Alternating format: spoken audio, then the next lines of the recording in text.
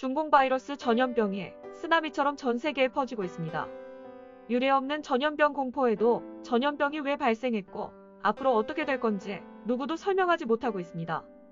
여기서는 인과관계의 법칙과 관점에서 풀이해 보겠습니다. 인과관계는 철학이나 종교에서 가장 보편적으로 활용하는 문제 해결 방법 중 하나입니다. 중국은 공산화 이후 지난 수십 년간 토지 소유자부터 지식인, 종교인, 민주화를 요구하는 학생에 이르기까지 최대의 인권 탄압 국가였습니다. 공산당 수립 이후 지금까지 비정상적으로 죽은 사망자 수가 6천만에서 8천만 명에 이른 것으로 알려집니다. 현재도 티베트, 불교, 무슬림, 위구르인, 가정교회 신자, 파룬궁 수련자 등에 대한 박해가 여전히 진행 중입니다. 예로부터 어느 나라나 민족에게도 선에는 선한 보응이 있고 악에는 악한 보응이 있다는 말이 진리처럼 전해져 왔습니다. 따라서 원인과 결과에서 보면 수많은 사람과 민족을 박해해온 중국 공산당은 그 죄악이 하늘에 사무칠 정도이며 이에 상응한 보응은 반드시 있게 됩니다. 그러므로 중국 공산당 구성원들과 그 동조자들에 대한 징벌은 필연적일 수밖에 없습니다. 신의 입장에서는 개인과 국가가 악의 근원인 중국 공산당에 어떤 태도를 취했느냐가 선과 악을 판단하는 중요한 기준이 될 겁니다.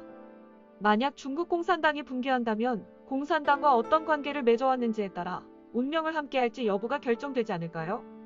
공산당이 인류를 박해하는 과정에서 많은 중국인은 공산당의 선정과 강요로 피박해자들의 명예를 훼손하거나 박해에 직접 가담했습니다. 관료들은 공산당의 각본대로 움직여왔으며 언론인은 이를 미화하는 기사를 작성했으며 경찰은 체포하고 감금 고문하는 일을 해왔습니다. 외교관들은 국외에서 공산당의 거짓 선전을 퍼뜨렸으며 정부와 한몸이 되어 공산당을 대변했습니다. 이 모든 의도적 또는 비의도적 행동 때문에 수많은 중국인은 보응을 피할 수 없게 됐습니다. 수십만 명이 살아있는 파룬궁 수련자의 장기를 강제로 적출하는데 직접 참여한 의사들도 여기에 포함됩니다. 중국 공산당은 진선인을 견제하며 수련하는 파룬궁 수련자를 박해하는데 거액을 지출했습니다. 매년 GDP의 4분의 1의 자금을 박해에 사용했습니다. 그렇다면 중국 정부의 이러한 자금은 어디에서 왔을까요?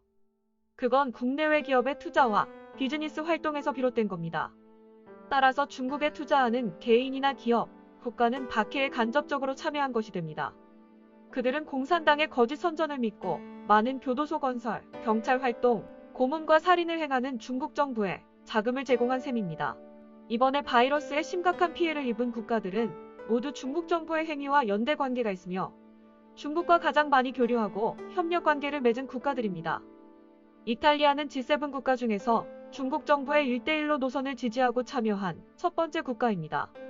이란은 중국의 최대 석유 공급국이며 중동에서 중국을 가장 크게 지지했고 가장 많은 원유 거래를 했습니다. 스페인 역시 현 집권당인 사회노동당은 중국과 많은 경제교역과 협정을 맺어왔으며 사회주의 정책을 줄곧 펼쳤습니다. 한국 역시 경제적 이해관계로 중국 정부의 눈치를 봐왔기에 이번에도 초기에 중국인의 입국을 제한하지 않았습니다. 국내 의료진의 80%가 한국이 초기에 중국을 봉쇄했다면 이렇게 큰 피해를 입지 않았을 것이란 발표도 나왔습니다. 이번에 가장 큰 피해를 입은 대구시는 중국 우한시와 2016년 우호 협력관계를 맺기도 했습니다. 한국은 또 중국에서 강제로 적출된 장기 이식 혜택을 가장 많이 본 국가입니다. 많은 한국 환자들이 중국에서 무고한 사람을 희생시켜 적출한 장기를 거액을 지불하고 이식받고 왔습니다. 이 막대한 돈은 강제 장기 적출 사업을 주도하고 있는 중국 정부와 군으로 흘러들어갔습니다. 결과적으로 수많은 한국인은 가장 잔인한 장기 적출 행위에 직접 자금을 투입했고 이에 대한 혜택을 받은 겁니다. 그렇다면 중국 공산당을 줄곧 반대해온 미국은 왜 일부 지역이 큰 피해를 보고 있을까요? 트럼프 정부는 화웨이나 무역전쟁 과정에서 중국 정부를 반대하는 입장을 표명했습니다. 그러나 미국은 기업과 문화, 미디어, 대학 시스템에서 공산당의 깊숙한 침투가 있었으며 야당인 민주당의 상당수 정치인도 이에 동조했습니다. 따라서 미국은 중국 공산당과 특별히 가까운 뉴욕주와 워싱턴주의 환자와 사망자가 집중적으로 많이 발생했습니다.